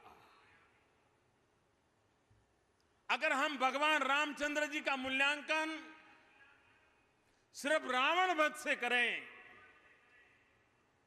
अगर हम श्री कृष्ण का मूल्यांकन सिर्फ कंस को पराजित किया उस प्रकार से करें, अगर महात्मा गांधी का मूल्यांकन सिर्फ अंग्रेजों को निकाला यहां तक करें, तो शायद हम इन महापुरुषों का पूर्ण रूप देखने में असफल हुए, ये हमें स्वीकार करना होगा।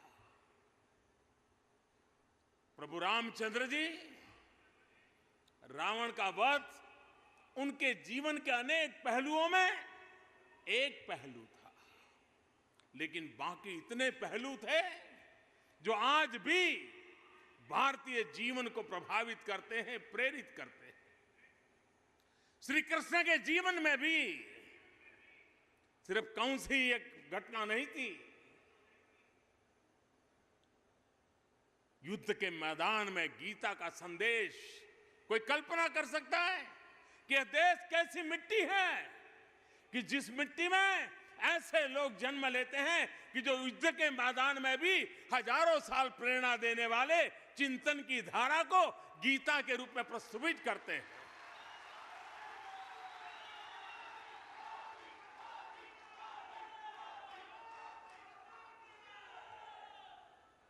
महात्मा गांधी आजादी के लिए लड़ते रहे, अंग्रेजों को निकालने के लिए जूझते रहे, लेकिन साथ साथ महात्मा गांधी ने समाज में बुराइयों के खिलाफ जो लड़ाई लड़ी, हर व्यक्ति के अंदर चेतना भरने का प्रयास किया, आत्मसम्मान जगाने का प्रयास किया,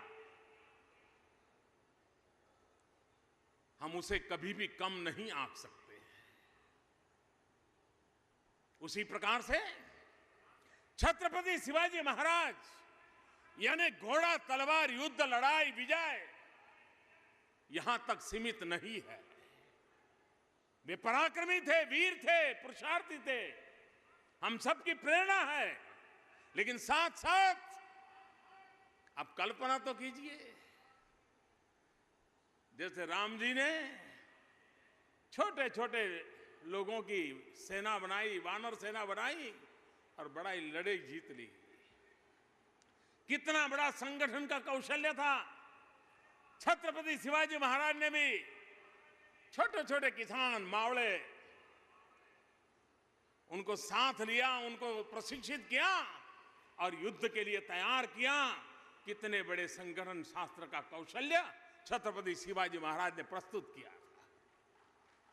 आज भी हिंदुस्तान के इंजीनियरिंग के स्टूडेंट के लिए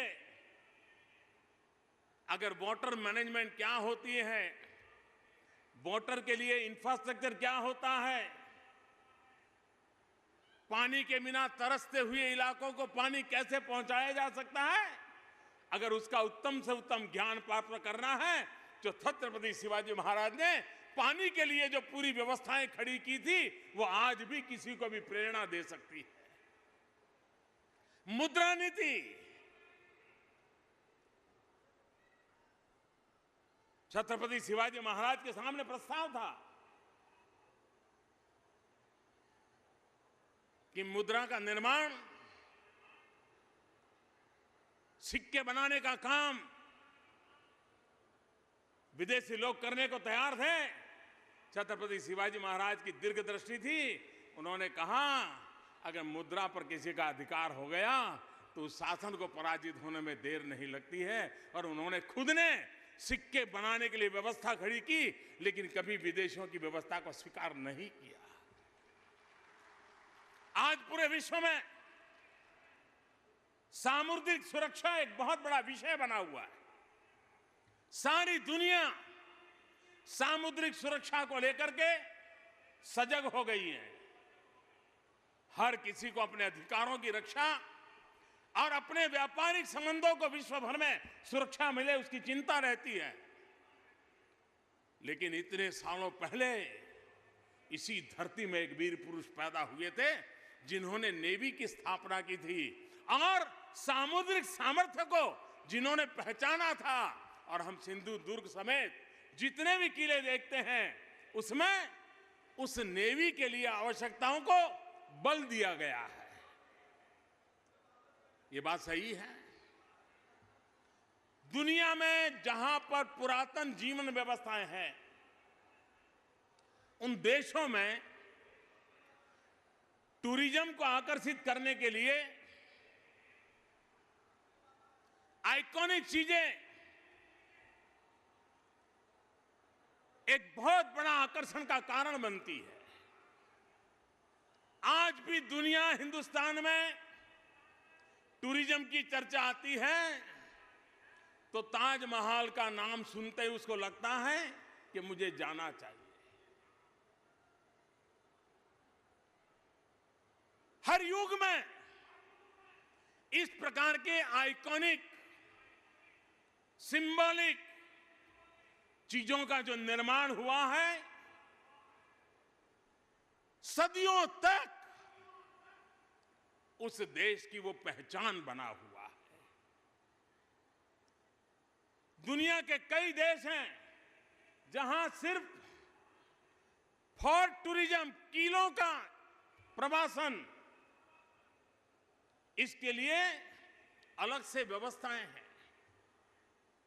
भारत के पास भी हमारे राजा महाराजाओं के जमाने में ऐसे पूरे देश के हर कोने में अनेक किले बने हुए हैं। इसकी अपनी एक रचना है, सुरक्षा का विज्ञान है, आर्किटेक्चर है। उस समय किस प्रकार के संसाधनों का उपयोग होता था, उसकी भली भांति विशेषताएं हैं। लेकिन दुर्भाग्य से हम ताजमहल के बाहर निकल ही नहीं पाए। इस देश के हर कोने में विश्व को आकर्षित करने के लिए अनेक प्रवासन धाम है।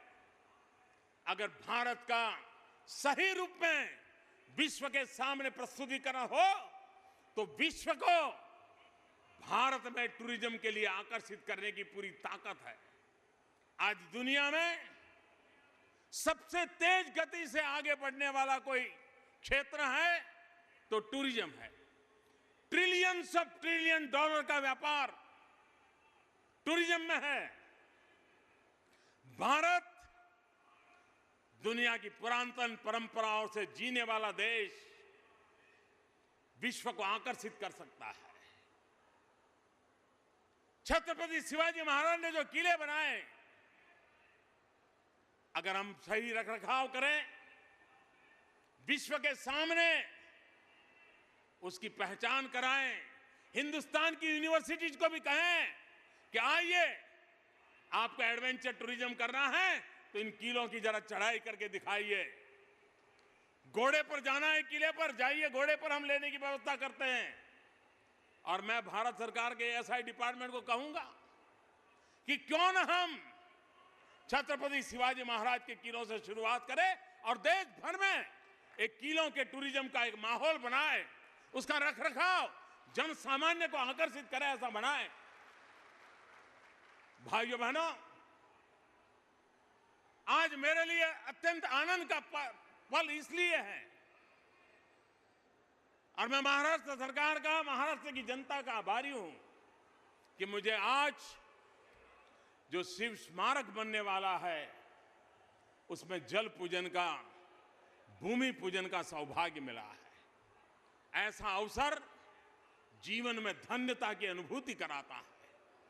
और मुझे विश्वास है कि जो संकल्पना महाराष्ट्र ने की है, फडणवीस सरकार ने की है, ये संकल्पना परिपूर्ण होकर रहेगी और पूरा देश जब निर्माण कार्य पूरा होगा तब गर्व की अनुभूति करेगा और विश्व में सीना तान के खड़ा होगा कि दुनिया का सबसे ऊंचा आइकॉनिक बिल्डिंग हमारे पास है। और उस महापुरुष का है जिसने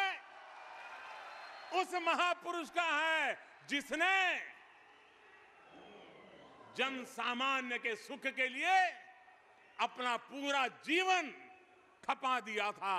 ऐसे छत्रपति शिवाजी महाराज को आज नमन करने का मुझे अवसर मिला है।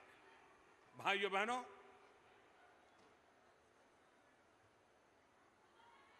हमारे देश में भांति भांति की राजनीति हुई है। विविधताओं से भरे हुए अनेक प्रकार के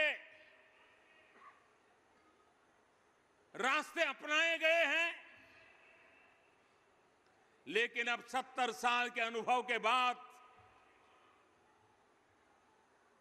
हमें इस बात को स्वीकार करना होगा, अच्छा होता देश आजाद होने के बाद हमने एकमात्र विकास का मार्ग अपनाया होता तो आज भारत में जो समस्याएं जड़ें जमा चुकी हैं, ऐसी समस्याएं कभी जड़ें जमा नहीं सकती थी।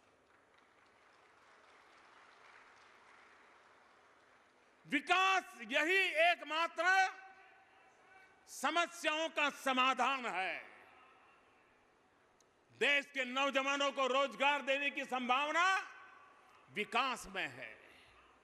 देश के गरीबों को हक दिलाने की ताकत विकास में है। मध्य प्रदेश मध्यम वर्गीय लोगों को अपने अरमान पूरे करने के लिए ऊंची दौड़ के लिए आगे बढ़ना है तो विकास ही उनको अवसर दे सकता है। सम्मान से जीने के लिए विकास ही एक मार्ग होता है। और इसलिए भाइयों बहनों, जब से आपने हमें दायित्व दिया है, हमने विकास को ही केंद्र बिंदु में रखा है। और जब हम विकास को केंद्र बिंदु में रखा है, तब हमारे मन में साफ है कि विकास वो हो जो सस्टेनेबल हो, विकास वो हो जो गरीबों को अपनी जिंदगी में बदलाव लाने का मौका देता हो, अपने आशा अरमान पूरा करने का बल देता हो, ताकत देता हो, एम्पावरमेंट देता हो। और इसलिए हमारी सारी योजनाओं के केंद्र बिंदु में गरीब का कल्याण है। जब हमारी सरकार बनी तो हमारे सामने एक रिपोर्ट आया। छोटे छोटे कारखानों में से जो लोग निवृत्त हुए थे, जो सरकारी कामों से जिनको पेंशन मिलता था, मैं हैरान हो गया। कुछ लोगों को 7 रुपया पेंशन मिलता था, कुछ लोगों को 51 रुपये पेंशन मिलता था, कुछ लोगों को 80 रुपया पेंशन मिलता था। 100-150 के आसपास से ऊपर कोई नहीं था। अब पेंशन लेने वाला भी 7 रुपया लेने के लिए ऑटो रिक्शा कर करके 80 साल का व्यक्ति पोस्ट ऑफिस क्यों जाएगा।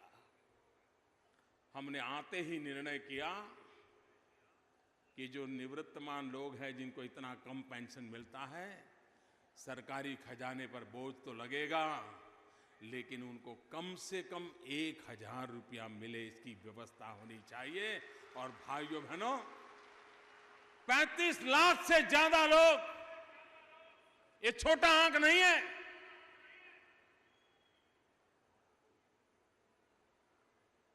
सैकड़ों करोड़ों का बोझ सरकार के खजाने पर लगा। और उसके बावजूद भी हमारी सरकार ने इन बुजुर्गों को अच्छी जिंदगी जीने के लिए एक अहम कदम उठाया। दवाइयां महंगी हो रही हैं, हमने अधिकृत रूप से जेनरिक मेडिसिन पर बल दिया। जन औषधालय खोलने का पूरे देश के अंदर एक बीड़ा उठाया है, ताकि गरीब को सस्ते में दवाई मिले और सही मिले, अच्छी मिले, समय पर मिले, ताकि गरीब का दवाई के नाम पर कोई शोषण न करे। गरीब मां लकड़ी के चूल्हे में चूल्हा जला करके खाना पकाती थी, उस गरीब मां के शरीर में एक दिन में 400 सिगरेट का धुआं जाता था। वो गरीब मां बीमार नहीं होगी तो क्या होगा? उस गरीब मां का बच्चा बीमार नहीं होगा तो क्या होगा? सरकार ने निर्णय किया कि गरीबी की रेखा के नीचे जीने वाले, झुग्गी झोपड़ी में जिंदगी गुजारने वाले इन गरीब परिवारों को ये लकड़ी के चूल्हे के धुएं से मुक्त कराना है। और हमने बीड़ा उठाया, करोड़ों करोड़ों गरीब परिवारों को गैस सिलेंडर का कनेक्शन देने का बीड़ा उठाया है। करोड़ों की तादाद में लोगों को मिल चुका है और आने वाले 3 साल में गरीबी की रेखा के नीचे जीने वाले 5 करोड़ परिवारों तक पहुंचने का काम हमने उठाया है। इस देश में आजादी के 70 साल हो गए। 18,000 गांव ऐसे थे जो 18वीं शताब्दी में जीने के लिए मजबूर थे। बिजली का खंभा तक नहीं लगा था, न तार पहुंचा था, न बिजली देखी थी। क्या इतिहास इन 70 साल जिन्होंने बर्बाद किए उनको माफ करेगा क्या कि उन्होंने आजाद हिंदुस्तान में 70 साल तक इन गांव वालों को 18 शताब्दी में जीने के लिए मजबूर कर दिया था। उन्होंने उजाला नहीं देखा था, अंधेरी जिंदगी में गुजारा करते थे। हमने 1000 दिन में 18,000 गांवों में बिजली पहुंचाने का बीड़ा उठाया है। आधे से अधिक गांवों को पूरा कर दिया है और गांवों का काम तेजी से चल रहा है और 1000 दिन में इस काम को परिपूर्ण करके रहना है। भाइयों बहनों, कौन कहता है देश बदल नहीं सकता है? मैं विश्वास से कहता हूं, 125 करोड़ देशवासियों की ताकत के भरोसे कहता हूं, देश बदल सकता है दोस्तों।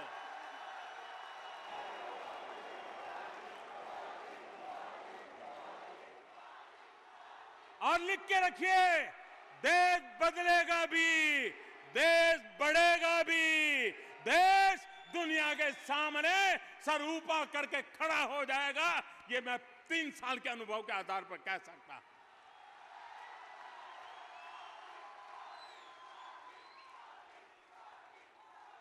आप कल्पना कर सकते हैं, आज इसी मंच पर जिन प्रकल्पों को लेकर के शुभारंभ हुआ है, उन प्रकल्पों का अगर रुपये पैसों में जोड़े तो कितना बड़ा हो रहा है। इसी एक मंच पर से ये जितने जितने बटन मुझसे दबा रहे थे ना, 1,06,000 करोड़ रुपयों के प्रोजेक्ट हैं। 1,06,000 करोड़ अकेले मुंबई में एक ही कार्यक्रम में 1,06,000 करोड़ रुपयों से ज्यादा विकास के कामों का शुभारंभ होता हो। ये शायद मुंबई के इतिहास की बहुत बड़ी घटना होगी और ये हम करके दिखाते हैं।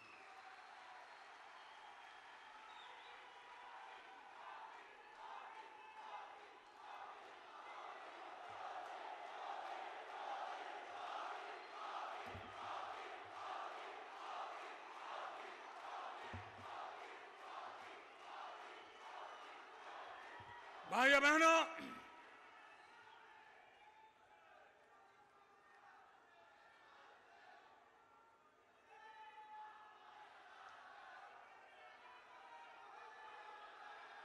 आप लोग, मैं जब आज मुंबई की धरती पर आया हूं तो मैं पूरे महाराष्ट्र की जनता का सर झुका करके अभिनंदन करना चाहता हूं, प्रणाम करना चाहता हूं।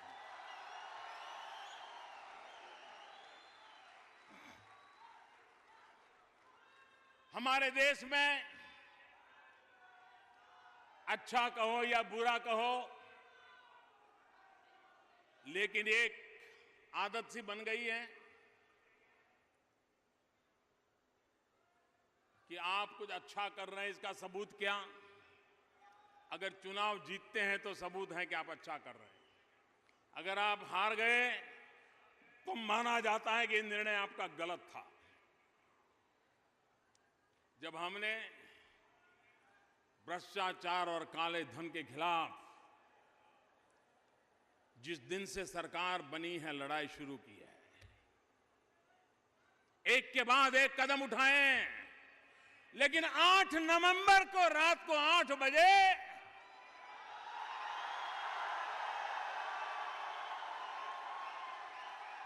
हमने एक बहुत बड़ा हमला बोल दिया। जाली नोट, काला धन, भ्रष्टाचार, इसके खिलाफ एक निर्णायक लड़ाई का बिगुल बजा दिया।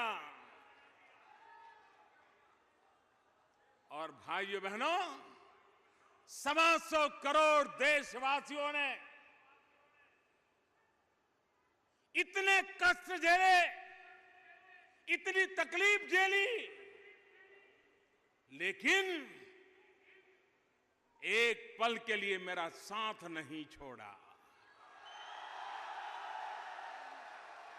उनको भ्रमित करने के प्रयास हुए, उनको डराने के प्रयास हुए, अफवाहों का बाजार गर्म किया गया, लेकिन जिसको अनपढ़ कहते हैं, अशिक्षित कहते हैं, उसकी कॉमन सेंस ने इस बातों में बहकावे में आया बिना देश की भलाई के निर्णय का साथ दिया।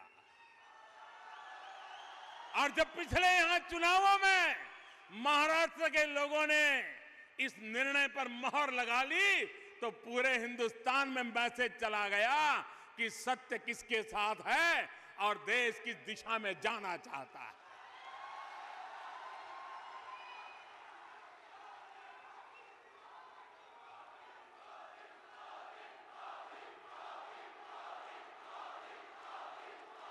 भाइयों बहनों, मैंने गोवा में कहा था, ये लड़ाई सामान्य नहीं है। 70 साल तक जिन्होंने मलाई खाई है, ऐसे तगड़े तगड़े लोग इसको सफल न हो इसके लिए सब कुछ करेंगे, हर तरकीब अपनाएंगे, पूरी ताकत लगा देंगे, और किसी ने भी ताकत लगाने में कसर नहीं छोड़ी है। जिससे जो हुआ वो सब करने की कोशिश की है, लेकिन 125 करोड़ देशवासियों के संकल्प के सामने ये 70 साल से मलाई खाने वाले लोग कभी टिक नहीं सकते, जीत नहीं सकते दोस्तों। और देश कभी हार नहीं सकता है दोस्तों। 125 करोड़ का देश कभी पराजित नहीं हो सकता है। ऐसे मुट्ठी भर लोगों से देश कभी झुक नहीं सकता है।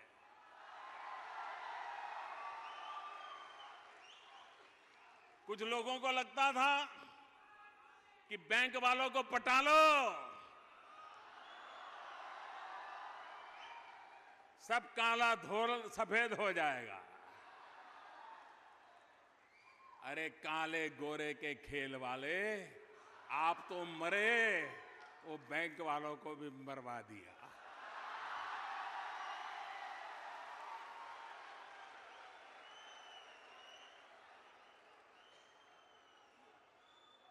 कैसे कैसे लोग जाल में फंस रहे हैं। एक के बाद एक परत खुलती चली जा रही है। उनको लगता था बैंक में चले गए तो हो गया काम। अरे बैंक में आने के बाद ही तो काम शुरू हुआ है।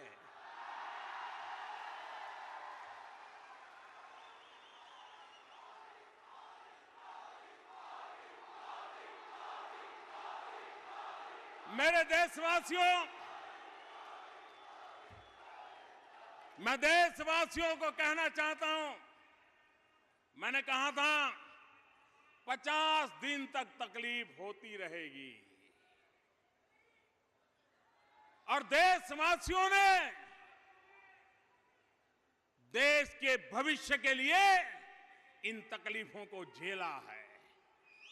आगे भी जितने दिन बाकी हैं, जो भी तकलीफ आएगी, देश झेलने के लिए तैयार है, ये मेरा पूरा विश्वास है। और भाइयों बहनों, 50 दिन के बाद ईमानदार लोगों की तकलीफ कम होना शुरू होगा। 50 दिन के बाद ईमानदार लोगों की तकलीफ कम होना शुरू होगा और बेईमानों की तकलीफ बढ़ना शुरू होगा। अभी भी मैं बेईमानी करने वालों को कहना चाहता हूं, संभल जाइए,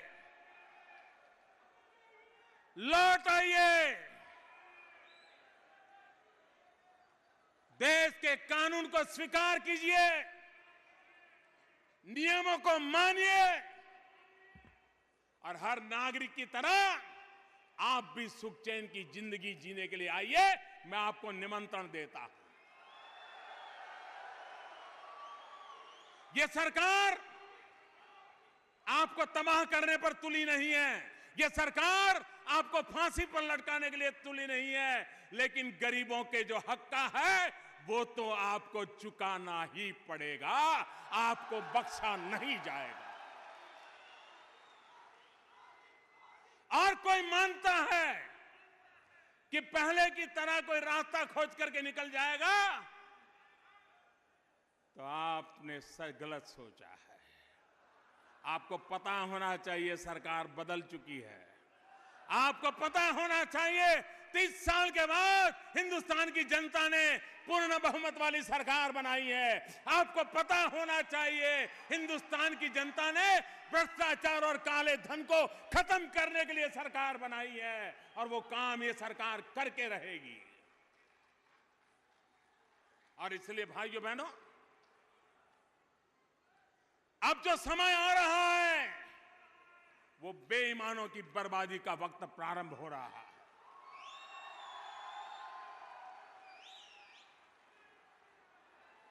देश की भलाई के लिए ये स्वच्छता का अभियान है। देश की भलाई के लिए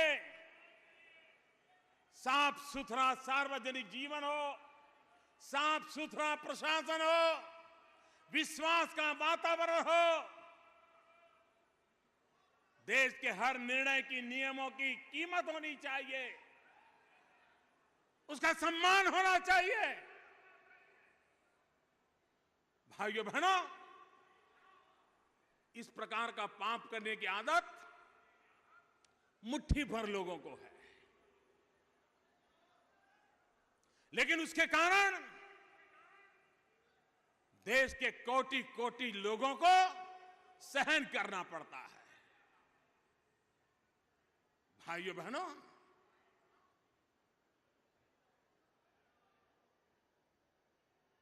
अगर उनको मोदी का डर न लगता हो, बेईमानों को, तो न लगे।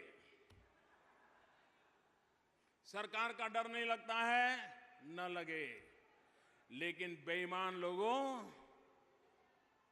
इन 125 करोड़ देशवासियों के मिजाज को कभी कम मत किए, उससे तो आपको डरना ही पड़ेगा। 125 करोड़ देशवासियों का मिजाज बदला है। वे अन्याय सहने को तैयार नहीं है, बेईमानी सहने को तैयार नहीं है, भ्रष्टाचार स्वीकारने को तैयार नहीं है। काले धन के खिलाफ लड़ाई लड़ने के लिए वो सेनापति बनकर के निकले हुए हैं। और इसलिए भाइयों बहनों, लड़ाई जीतने के लिए आप लोगों ने मुझे जो साथ और सहयोग दिया है, मैं आज इस मुंबई की धरती से, महाराष्ट्र की धरती से, छत्रपति शिवाजी महाराज के शिव स्मारक के निर्माण के अवसर पर, उसका शुभारंभ हो रहा है, उस पल पर देशवासियों को विश्वास दिलाना चाहता हूं, ये लड़ाई तब तक नहीं रुकेगी जब तक कि हम लड़ाई जीतेंगे नहीं।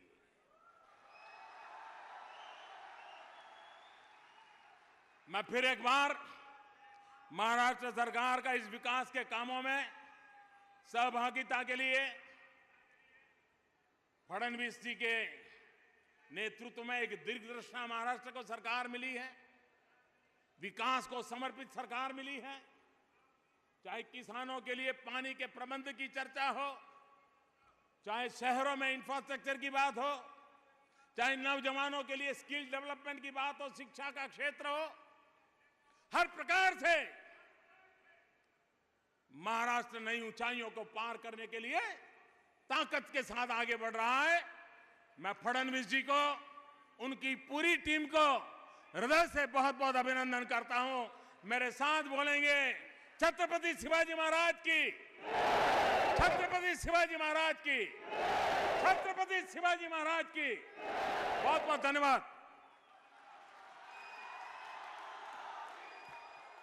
आप सभी लोग अपने अपने स्थानों पर बैठे रहिए। एक 5 या 10 मिनट के लिए यहाँ के वीआईपीज यहाँ से निकलेंगे और एक 5 या 10 मिनट में आप फिर वहाँ से निकल सकते हैं। इसी के साथ आज का ये कार्यक्रम समाप्त होता है और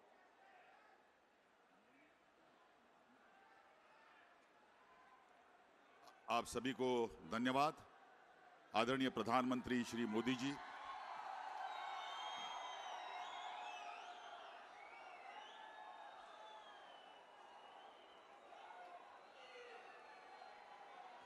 सारे केंद्रीय मंत्री, महाराष्ट्र राज्य मंत्रिमंडल के सदस्य, जनप्रतिनिधि, आमदार, खासदार, महाराष्ट्र के राज्यपाल सी विद्यासागर राव, स्नेहल अंबेकर जी मुंबई की महापौर और कई जनमान्य व्यक्ति यहाँ पर उपस्थित रहे। MMRDA की तरफ से हम तहे दिल से उनका आभार मानते हैं और आप सभी लोगों का आभार हमें मानना चाहिए। आप इतनी बड़ी मात्रा में, इतनी बड़ी संख्या में यहाँ आए और मोदी जी के भाषण का भी आनंद लिया। शाम का वक्त होने जा रहा है। आपको सभी देता हूँ MMRDA की तरफ से और आज का कार्यक्रम संपन्न हुआ ऐसे में यहाँ पर अनाउंस करता हूँ। धन्यवाद।